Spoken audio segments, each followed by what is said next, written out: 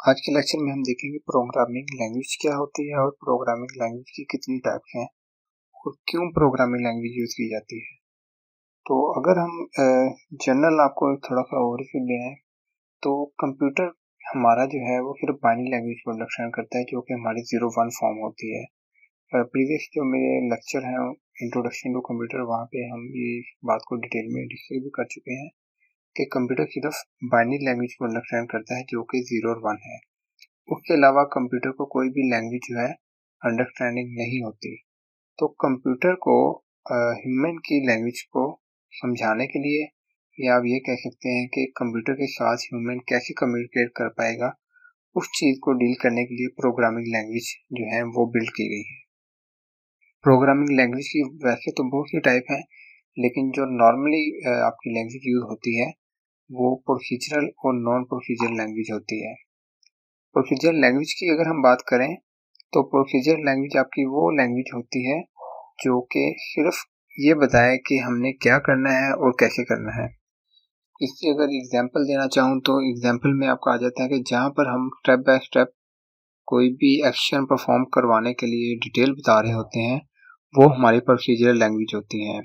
इस एग्जांपल में आपकी कोबाल आ जाती है, फोर्ट्रन आ जाती है, बेसिक आ जाती है, सी लैंग्वेज आ जाती है और जावा, पाइथन जो भी लैंग्वेज आजकल हम यूज़ कर रहे हैं वो प्रोसीजरल लैंग्वेज ही है। प्रोसीजरल क्यों है? क्योंकि वहाँ पे हम कोई भी एक टास्क परफॉर्म करवाने के लिए या कोई भी एक आउटपुट शो करवाने के लिए हम डिटेल में कंप्यूटर को बता रहे होते हैं या अपने प्रोग्राम को बता रहे होते हैं कि हमने स्टेप 1 में क्या करना है, स्टेप 2 में कैसे हमने एग्जीक्यूशन करनी है, स्टेप 3 जो है उसमें कैसे एग्जीक्यूशन करनी है। अगर C++ लैंग्वेज या ओप लैंग्वेज का आपको कुछ आइडिया है या कॉन्सेप्ट है, तो उसमें बेसिकली क्या होता है, उसमें सबसे पहले जो है हेडरो फाइल यूज़ की जाती हैं, उसके बाद वेरिएबल डिक्लेयर करवाए जाते हैं और वेरिएबल डिक्लेयर करवाने के बाद उन वेरिएबल को यूज़ करते हुए हम अपनी आउटपुट शो करवाते हैं। तो ये जो सीक्वेंस एक होता है उसको बेसिकली प्रोसीजर कहते हैं, और जो लैंग्वेज में हम ये प्रोसीजर यूज़ करेंगे उसको प्रोसीजरल लैंग्वेज बोला जाता है। सेकंड टाइप होती है non procedural language. Non procedural language basically वो लैंग्वेज होती है जो कि सिर्फ ये बताए कि व्हाट टू डू, ये नहीं बताती कि कैसे हमने करना है। और इस एग्जांपल में जो है वो हमारी मोस्टली जो है डेटाबेस आ जाती है, एसक्यूएल डेटाबेस आ जाती है, रिलेशनल डेटाबेस मैनेजमेंट सिस्टम आ जाता है, या कोई भी हमारी नेचुरल लैंग्वेज प्रोसेसिंग सिस्टम जो है वो इसमें एम्बेड करवाया जाता है। तो इस तरह की लैंग्वेज को हम नॉन प्रोसीजरल लैंग्वेज बोलते हैं। अगर हम इनकी मेन कैटेगरी की बात करें तो प्रोग्रामिंग लैंग्वेज की जो मेन कैटेगरी है वो 2 टाइप हैं। पहली लो लेवल लैंग्वेज और दूसरी हाई लेवल लैंग्वेज। लो लेवल लैंग्वेज आपकी वो लैंग्वेज होती है जो कि कंप्यूटर इजीली अंडरस्टैंड कर सकता है। कंप्यूटर के इजीली अंडरस्टैंड करने के लिए पहले भी हम बता चुके हैं, सिर्फ हमारी बाइनरी लैंग्वेज है जो कि कंप्यूटर इजीली अंडरस्टैंड कर सकता है। तो ह्यूमन जो है वो बाइनरी लैंग्वेज को अंडरस्टैंड नहीं कर सकता, इसलिए ऐसी लैंग्वेज जो कि बाइनरी फॉर्म में रिप्रेजेंट की जाए उसको लो लेवल लैंग्वेज बोला जाता है। अब लो लेवल लैंग्वेज को फर्दर जो है 2 कैटेगरी में डिवाइड किया गया है। पहली होती है मशीन लैंग्वेज और सेकंड होती है असेंबली लैंग्वेज। तो अगर हम मशीन लैंग्वेज की बात करें तो मशीन लैंग्वेज हमारी वो लैंग्वेज है जिसमें हम सिर्फ 0 और 1 की वैल्यू को ही यूज़ करते हैं, जो कि हम बहुत बार डिटेल में देख चुके हैं कि कंप्यूटर की लैंग्वेज बाइनरी लैंग्वेज है या 0-1 लैंग्वेज है। इसके बाद जो मशीन लैंग्वेज है उसको ह्यूमन जो है इजीली अंडरस्टैंड नहीं कर सकता। क्यों अंडरस्टैंड नहीं कर सकता? कि बाइनरी लैंग्वेज की वैल्यू ही इतनी लार्ज अमाउंट में होती है कि हम जो है किसी भी कीवर्ड के अगेंस्ट या किसी भी प्रोसेस या टास्क के अगेंस्ट जो है वो सारी वैल्यू याद नहीं कर सकते। एक अगर मैं ए अल्फ़ाबेट की बात करूं तो ए अल्फ़ाबेट के भी जो बाइनरी कोड होगा वो ऑलमोस्ट 7 to 8 वर्ड होंगे 0 और 1 का कॉम्बिनेशन के। तो अगर हम पूरी अल्फ़ाबेट की भी बात करें तो हम तो अपने अल्फ़ाबेट को भी जो है अच्छी तरह याद नहीं कर सकते, तो डिफरेंट टास्क हम कैसे एग्जीक्यूट करवा पाएंगे। इसलिए जो है मशीन लैंग्वेज जो ह्यूमन इजीली अंडरस्टैंड नहीं कर सकता। और रिटर्न के लिए बाइनरी लैंग्वेज ही होती है। मशीन लैंग्वेज को बाइनरी लैंग्वेज ही कहते हैं जो कि 0-1 फॉर्म है। और मशीन लैंग्वेज जो जब हम यूज़ करते हैं या जब हम बाइनरी लैंग्वेज में कोई कोड राइट कर रहे होते हैं तो उसके लिए हमें कोई भी ट्रांसलेटर की ज़रूरत नहीं होती। वो हम डायरेक्टली जो है कंप्यूटर से कम्युनिकेट कर रहे होते हैं या कंप्यूटर से एग्जीक्यूशन कर रहे होते हैं। और मशीन लैंग्वेज जो है फर्स्ट जनरेशन जो कंप्यूटर लैंग्वेज थी या कंप्यूटर प्रोग्रामिंग लैंग्वेज थी, उसको मशीन लैंग्वेज बोला जाता है। आगे जब हम जनरेशन ऑफ कंप्यूटर का टॉपिक कवर करेंगे, उसमें भी आपको बताया जाएगा कि जनरेशन वाइज जो कंप्यूटर की टेक्नोलॉजी चेंज हुई है, उसमें सबसे पहली जनरेशन का जो कंप्यूटर था उसमें मशीन लैंग्वेज या बाइनरी लैंग्वेज ही यूज की जाती थी। सेकंड हमारे पास आती है लो लेवल लैंग्वेज के टाइप असेंबली लैंग्वेज।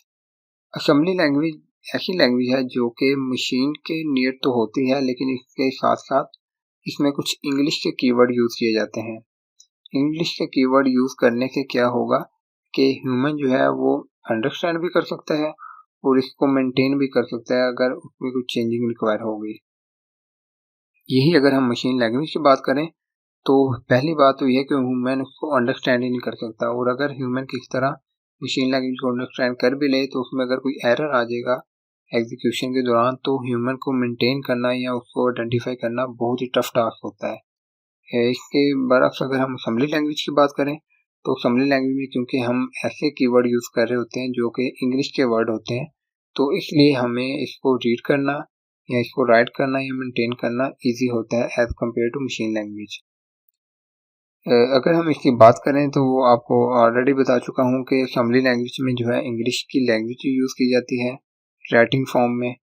उसके बाद अगर हम इसको कन्वर्जन की बात करें या ट्रांसलेटर की बात करें तो कंप्यूटर जो है वो कभी भी असेंबली लैंग्वेज को डायरेक्ट एक्सेस नहीं कर सकता और ना ही असेंबली लैंग्वेज को रीड कर सकता है, क्योंकि कंप्यूटर हमारा केवल 0-1 की फॉर्म या बाइनरी लैंग्वेज को ही अंडरस्टैंड करता है। इसलिए जब हम असेंबली लैंग्वेज कहीं पर यूज़ करेंगे तो उसको हमारे यूज़ करने के लिए एक असेंबलर यूज़ करना पड़ेगा जो कि हमारी असेंबली लैंग्वेज को कन्वर्ट करता है मशीन लैंग्वेज में।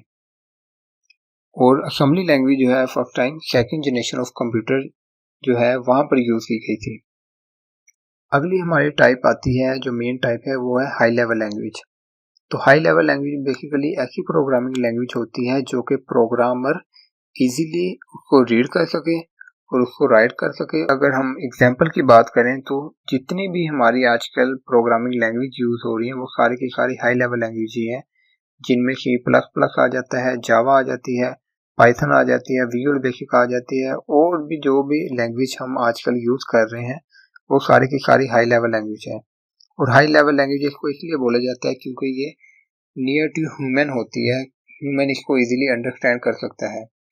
अगर हम बात करें कंप्यूटर की तो कंप्यूटर हाई लेवल लैंग्वेज को अंडरस्टैंड नहीं कर सकता, इसलिए हम जो है हाई लेवल को कंप्यूटर को अंडरस्टैंड करवाने के लिए एक ट्रांसलेटर यूज करते हैं। तो ट्रांसलेटर की अगर प्रॉपर डेफिनेशन की बात की जाए तो ट्रांसलेटर का मतलब होता है कि प्रोग्रामिंग लैंग्वेज को कन्वर्ट करना कंप्यूटर लैंग्वेज में। जब भी हम कोई ऐसा ट्रांसलेटर यूज करें जो हमारी हाई लेवल लैंग्वेज को या हमारी जो है असेंबली लैंग्वेज को कन्वर्ट कर दे कंप्यूटर लैंग्वेज में, उसको हम ट्रांसलेटर बोलेंगे। अब ट्रांसलेटर को फर्दर जो है 3 टाइप में डिवाइड किया गया है, जो कि सबसे पहली टाइप है इंटरप्रेटर, सेकंड नंबर पे कंपाइलर और थर्ड नंबर पे आता है असेंबलर।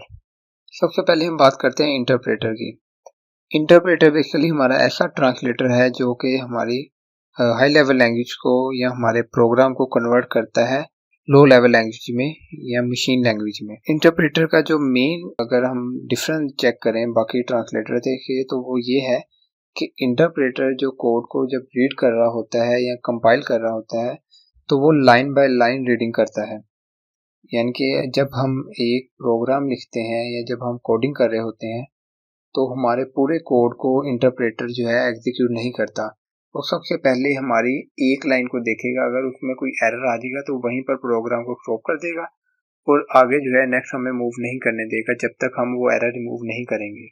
इस तरह एक तो इंटरप्रेटर बहुत टाइम कंज्यूमिंग है कि बार बार जो है हमें एक एक लाइन पे जो है रुक के अगर कोई एरर आ जाए उसको रिमूव करना पड़ता है। तो अगर इसके बरक्स हम अदर ट्रांसलेटर की बात करें तो वहाँ पर ऐसा नहीं होता।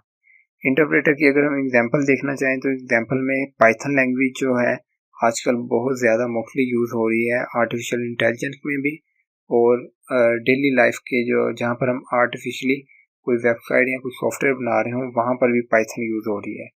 पाइथन को मोस्टली इसलिए यूज़ किया जाता है क्योंकि यहाँ पर हम क्लासेस और ऑब्जेक्ट के थ्रू जो है अपने कोड को समराइज भी कर लेते हैं और रीयूज़ करते रहते हैं। उसके अलावा रूबी ऑन रेल्स जो लैंग्वेज है वहाँ पर भी इंटरप्रेटर वर्क कर रहा होता है और मैटलैब जो है वो भी बेसिकली इंटरप्रेटर की ही टाइप है, क्योंकि जो भी आपको प्रोग्रामिंग लैंग्वेज का नेम लिया गया है ये जहाँ पर एग्जीक्यूट करवाई जाती है, जहाँ पर राइट की जाती है, उनको इंटरप्रेटर कहा जाता है। क्योंकि जब हम वहाँ पे कोड लिखते हैं तो वो डायरेक्ट हमारी मशीन लैंग्वेज में कन्वर्ट करने के पहले क्या करता है, सिर्फ एक लाइन को पहले एग्जीक्यूट करता है और उसके अगेंस्ट अगर कोई एरर हो तो हमें वो पहले एरर मूव करना पड़ता है, फिर ही हम आगे मूव कर सकते हैं। इससे एक बेनिफिट ये भी है कि जब हम अगर 1000 लाइन का हमने कोई कोड लिखना है तो हमने 990 लाइन लिख ली है, तो हम ये श्योर होते हैं कि हमारी 990 लाइन जो है वो बिल्कुल ठीक है, करेक्ट वर्क कर रही है और उनमें कोई भी एरर नहीं है। तो जैसे ही हम नेक्स्ट लाइन को मूव करेंगे, अगर वहाँ पर कोई एरर होगा तो सिर्फ वही लाइन में एरर होगा, पूरे के पूरे कोड को दोबारा से रीड करने की हमें ज़रूरत नहीं पड़ती। इसके बरक्स अगर हम कंपाइलर की बात करें तो कंपाइलर बेसिकली हमारा है ये भी ट्रांसलेटर की टाइप, जो कि हमारी हाई लेवल लैंग्वेज को लो लेवल लैंग्वेज में कन्वर्ट करता है। लेकिन कंपाइलर क्या करेगा, compiler basically as a whole computer के प्रोग्राम को स्कैन करता है या रीड करता है और सारे कोड को रीड करने के बाद एंड पे जो है हमें एरर शो करवाता है अगर कोई एरर फाइंड करेगा तो। कंपाइलर की एग्जांपल में जो है हमारी सी लैंग्वेज आ जाती है। C plus plus language compiler की एक एग्जांपल है, सी शार्प है और कोबाल लैंग्वेज जो है ये सारी कंपाइलर की ही एग्जांपल है, जिनमें सबसे पहले हम क्या करते हैं, सोर्स कोड देते हैं अपने कंप्यूटर को या जहाँ पर हम कोड राइट कर रहे होते हैं। उसकी जब कंपाइलेशन होगी तो कंपाइलेशन एज अ होल होके हमें मशीन लैंग्वेज में कन्वर्ट कर देगा हमारे कोड को। फिर हमारा जो मशीन कोड है वो हमारे कंप्यूटर को फॉरवर्ड किया जाता है ताकि कंप्यूटर अंडरस्टैंड कर सके कि हम उसे क्या कम्युनिकेशन करना चाह रहे हैं या हम क्या उसके थ्रू आउटपुट लेना चाह रहे हैं। थर्ड हमारी जो टाइप है ट्रांसलेटर की उसको हम असेंबलर कहते हैं। असेंबलर बेसिकली उसके वर्ड से ही जाहिर हो रहा है कि ऐसा ट्रांसलेटर जो कि असेंबली लैंग्वेज को कन्वर्ट करे मशीन लैंग्वेज में, उसको असेंबलर बोला जाता है। इसके लिए क्या होता है कि सीपीयू जो है वो डायरेक्ट कम्युनिकेशन नहीं कर रहा होता, इसके लिए भी हमें जो है एक ट्रांसलेटर रिक्वायर होता है ताकि हम अपनी असेंबली लैंग्वेज को अपने मशीन लैंग्वेज में कन्वर्ट करके कंप्यूटर को अंडरस्टैंड करवा सकें। लेकिन ये लो लेवल की लैंग्वेज की ही टाइप है। लो लेवल की लैंग्वेज की टाइप इसलिए बोला जाता है क्योंकि नियर टू ये मशीन होती है। इसमें बहुत ज़्यादा ऐसे कीवर्ड यूज़ किए जाते हैं जो कि हमारी मशीन इजीली अंडरस्टैंड कर सकती है। इसलिए हमें जब इसकी कन्वर्जन करनी होती है मशीन लैंग्वेज में तो ना तो बहुत ज़्यादा टाइम रिक्वायर होता है और ना ही ज़्यादा टफ टास्क होता है हमारे ट्रांसलेटर के लिए, क्योंकि वो ऑलरेडी जो है हम मशीन के ही कुछ कीवर्ड यूज़ कर रहे होते हैं, इसलिए उसको जो है डायरेक्टली वो एक्सेस करके उसको ट्रांसलेट कर सकता है। तो ये आज का हमारा टॉपिक था जिसमें हमने प्रोग्रामिंग लैंग्वेज को देखा कि कितने टाइप की प्रोग्रामिंग लैंग्वेज होती है और उनको कन्वर्ट करने के लिए जो हम ट्रांसलेटर यूज़ करते हैं उनको हमने जो है डिटेल में देखा। तो ये था हमारा आज का टॉपिक। मिलते हैं इंशाल्लाह नेक्स्ट वीडियो के साथ। अल्लाह हाफिज़।